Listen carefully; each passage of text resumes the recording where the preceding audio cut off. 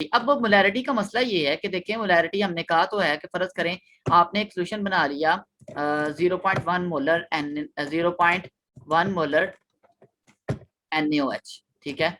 NaOH का आपने solution बना लिया 0.1 मोलर, ठीक है। सोल्यूशन बनाने के लिए आपने इसको पानी में डिसॉल्व किया। अब हमें पता है कि NaOH जब एक स्ट्रॉन्ग इलेक्ट्रोलाइट है और जब ये पानी में डिसॉल्व होगा तो ये Na पॉजिटिव बनाएगा और OH नेगेटिव बनाएगा, ठीक है। अब हम जब बात करते हैं, हम कहते हैं कि भाई सोल्यूशन, ये जो सोल्यूशन है इसमें ये 0.1 मोलर कंसंट्रेशन है इसमें NaOH की, ठीक है। लेकिन हालांकि सोल्यूशन के अंदर NaOH है ही नहीं।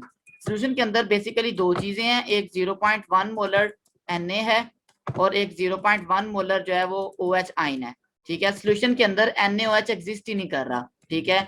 तो हालांकि हम कह रहे हैं कि ये सोल्यूशन है 0.1 मोलर NaOH, ये NaOH की कंसंट्रेशन है, लेकिन सोल्यूशन के अंदर NaOH मौजूद ही नहीं है। हम जो सोल्यूशन के अंदर चीजें मौजूद हैं, हाँ डाला हमने NaOH था, लेकिन सोल्यूशन के अंदर जाके वो स्प्लिट होके सोडियम आयन और हाइड्रोक्साइड आयन में स्प्लिट हो गया, और अब सोल्यूशन के अंदर 0.1 मोलर सोडियम आयन की कंसंट्रेशन है और 0.1 मोलर कंसंट्रेशन है हाइड्रोक्साइड आयन की, ठीक है। तो ये मतलब टेक्निकली एक बात जो है ना वो गलत है कि भाई अगर हम ये कहें कि ये सोल्यूशन जो है इसमें 0.1 मोलर NaOH है, ये सिर्फ उन सोल्यूशन की बात कर रहा हूँ जो जिनमें डिसोसिएशन होती है, ठीक है। जिनके अंदर जो है ना वो डिसोसिएशन नहीं होती उनमें इस तरह का कोई मसला नहीं है। मिसाल के तौर पर अगर आप जो ना वो शुगर का सोल्यूशन बना लेते हैं, ग्लूकोज का सोल्यूशन बना लेते हैं, ठीक है, तो इनके अंदर तो कोई किसी किस्म की स्प्लिटिंग या डिसोसिएशन नहीं होती, तो इस वजह से इनकी वही मोलैरिटी होती है जो आपने बनाया होता है सोल्यूशन, ठीक है। फिर इस कंफ्यूजन को दूर करने के लिए एक नई टर्म इंट्रोड्यूस करवाई गई, फॉर्मेलिटी, ठीक है। अब फॉर्मेलिटी क्या है, वो कहता है कि फॉर्मेलिटी जो होता है ना वो सल्यूट की कंसंट्रेशन है रिगार्डलेस ऑफ इट्स फॉर्म। मसलन जब हम बात करते हैं कि हमने NaOH, अभी जो हमने एग्जांपल देखी कि NaOH आपने ऐड किया है सोल्यूशन के अंदर और वो सोल्यूशन के अंदर स्प्लिट हो गया है Na पॉजिटिव, ठीक है, और OH नेगेटिव में, ठीक है। तो हम कह रहे हैं कि इसमें 0.1 मोलर Na है, 0.1 मोलर OH है और 0.1 मोलर ही हमने NaOH डाला था। तो इट मीन कि सोल्यूशन के अंदर NaOH तो नहीं है, ठीक है, लेकिन फिर भी अगर हम कहें कि यहाँ पे जो NaOH है, चाहे वो जिस फॉर्म में भी है, चाहे वो स्प्लिटेड फॉर्म में है, चाहे वो कंबाइंड फॉर्म में है, चाहे वो कोगुलेटेड फॉर्म में है, डाइमर बनाया हुआ उसने, चाहे वो मतलब उसने डिसोसिएशन की हुई है, उस जिस मर्जी फॉर्म में है, तो हम कहते हैं कि NaOH की कंसंट्रेशन बाहर हाल 0.1 नहीं है, कि अगर हम इसमें से NaOH को एज ए होल देखें तो वो 0.1 मोलर ही है, सही है ना। तो ये जो 0.1 मोलर है NaOH, ये उसकी मोलैरिटी नहीं है, ये उसकी फॉर्मेलिटी है। फॉर्मेलिटी होती है कि जिसका उसकी स्प्लिटिंग के साथ, उसकी फॉर्म के साथ, कि वो किस शक्ल में मौजूद है उसके साथ उसका कोई ताल्लुक नहीं है। मोलैरिटी का ताल्लुक बेसिकली फॉर्म के साथ होता है। मैं एक और मिसाल आपको देता हूँ। मिसाल के तौर पर आपने एक सोल्यूशन बनाया है, ये वाला बनाया आपने जी, H2SO4 की एग्जांपल ले लें, ठीक है, H2SO4, ठीक है। अब H2SO4 की आपने सोल्यूशन बनाया था 0.1 मोलर, सही है ना। लेकिन आपको पता है कि H2SO4 जो है वो स्प्लिट होता है, ठीक है, ये 2H पॉजिटिव बनाता है, ठीक है, और एक SO4 नेगेटिव बनाता है, सही है। अच्छा, अब यहाँ पे जो प्रोटॉन्स हैं, हाइड्रोजन आयंस हैं, इनकी कंसंट्रेशन क्या होगी? क्या इनकी कंसंट्रेशन वही होगी जो H2SO4 की कंसंट्रेशन है? वही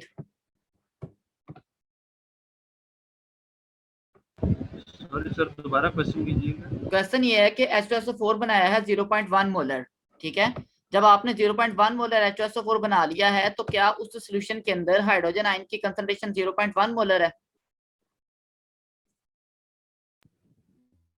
सर ऑफ कोर्स वो रहा है तो विद इन द सॉल्यूशन रहा है, वो अलग बात है कि वो आयंस के अंदर डिसोसिएट हो गया, लेकिन है तो उसी सॉल्यूशन का पार्ट। मैं ये कह रहा हूँ, चले एक और तरह से क्वेश्चन पूछता हूँ कि इस सोल्यूशन को न्यूट्रलाइज करने के लिए, 0.1 मोलर H2SO4 को न्यूट्रलाइज करने के लिए आपको NaOH का कौन सा सोल्यूशन चाहिए? NaOH कितने मोलर हो के वो इसको न्यूट्रलाइज कर देगा मुकम्मल तौर पे? फर्ज करें अगर इसके 10 ml है, ठीक है, वो भी आपने 10 ml ही ऐड करना है, ठीक है, तो वो इसको न्यूट्रलाइज करने के लिए उसकी क्या मोलैरिटी होनी चाहिए? क्या वो 0.1 मोलर ही मोलैरिटी का चाहिए हमें, या कम ज्यादा चाहिए? न्यूट्रलाइज का मतलब होता है कि हर H के साथ एक OH का रिएक्शन करवा दें तो वो न्यूट्रलाइजेशन है। जितने H हैं उतने ही OH चाहिए। सर फिर उसकी डबल क्वांटिटी चाहिए होगी ना, डबल क्योंकि क्वांटिटी इधर चाहिए। 2H है। हाँ, क्योंकि यहाँ पे प्रोटॉन की हाइड्रोजन आयन की कंसंट्रेशन 0.1 मोलर नहीं है, बल्कि वो 0.2 मोलर है, सही है ना। और सल्फेट आयन की कंसंट्रेशन 0.1 मोलर है।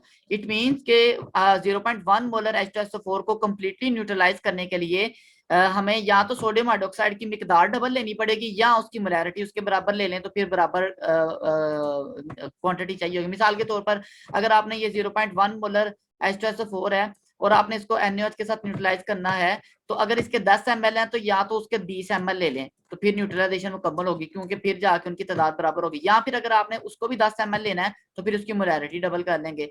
अच्छा, कहने का मतलब ये है कि ये जो मोलैरिटी वाली कंसंट्रेशन है, इसमें बहरहाल फिर एक कंफ्यूजन रहती है कि भाई आपने वो दूसरी चीज कितनी लेनी है, वो बराबर तो नहीं ले रहे, वो 0.2 मोलर ले रहे हैं, H2SO4 0.1 मोलर लिया था। तो इट मींस कि ये जो हम मोलैरिटी की बात करते हैं, इसका ताल्लुक होता है उसकी स्पीशीज की कंसंट्रेशन के साथ कि वो सॉल्यूशन में किस फॉर्म में है।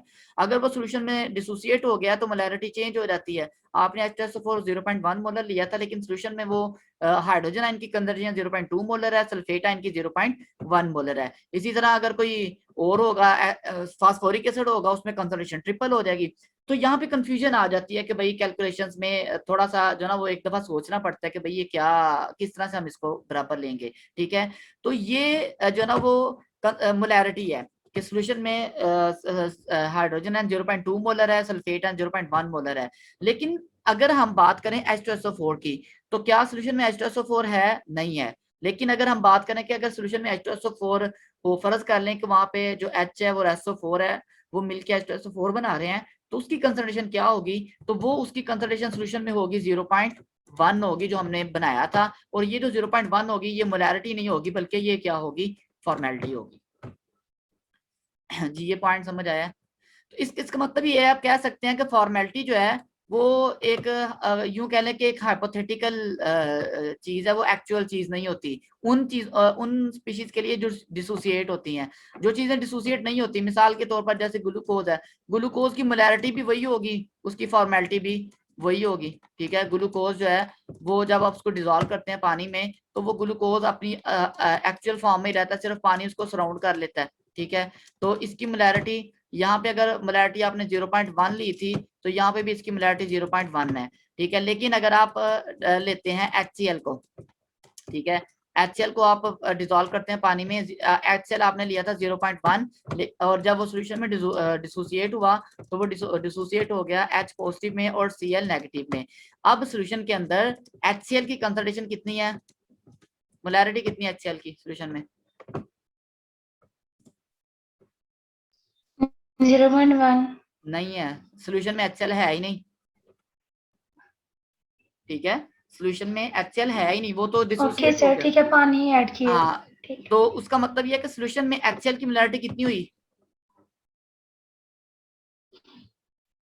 बताएं जरा उसमें कितनी फिर होगी? जीरो हो जाएगी। जीरो हो जाएगी, HCl की मोलैरिटी जीरो हो जाएगी, क्योंकि HCl वहां पे है ही नहीं। जो 0.1 हम कह रहे हैं ना, वो फॉर्मेलिटी है, वो मोलैरिटी नहीं है, ठीक है।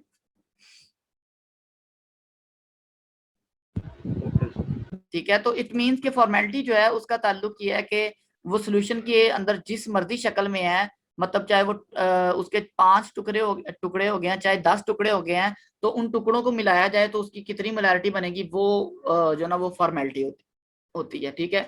मतलब ये एक्चुअल नहीं होती, ये यूं कह लें कि हाइपोथेटिकल होती है, या जो हम जो है वो सपोज करते हैं कि ये इसकी फॉर्मेलिटी होगी।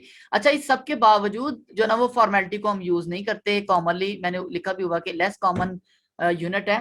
आमतौर पे हम मोलैरिटी को ही यूज करते हैं, और बाकी चीजें हम फिर जो ना वो कहते हैं कि ये अंडरस्टूड है। मसलन अगर हम बात करते हैं HCl की मोलैरिटी 0.1 है, तो उसका मतलब ये होता है कि वहां पे H पॉजिटिव की मोलैरिटी 0.1 है और Cl नेगेटिव की मोलैरिटी 0.1 है। मतलब अगर हम बात करें कि सल्फ्यूरिक एसिड की मोलैरिटी 0.1 है, तो उसका अंडरस्टूड होता है कि वहां पे हाइड्रोजन आयन की मोलैरिटी 0.2 है और कंसंट्रेशन, और सल्फेट आयन की 0.1 है, ठीक है।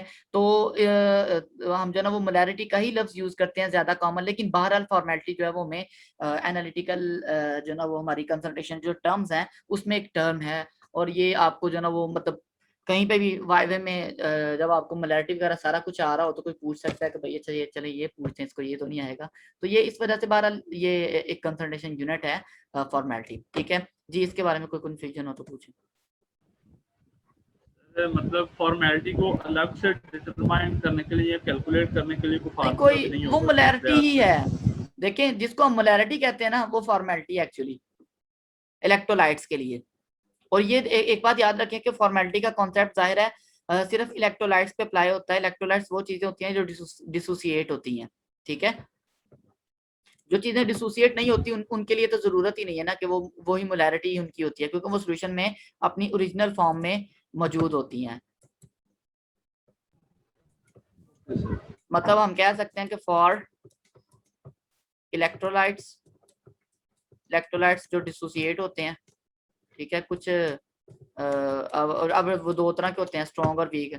फॉर इलेक्ट्रोलाइट्स जो मोलैरिटी होती है वो ही हमारे पास वो एक्चुअली क्या होती है, फॉर्मेलिटी होती है, सही है। और जिसको हम मोलैरिटी कह रहे होते हैं, जो हम मेंशन करते हैं क्वेश्चन में कि 0.1 मोलर HCl 0.2 मोलर H2SO4, वो एक्चुअली फॉर्मेलिटी होती है, सही है।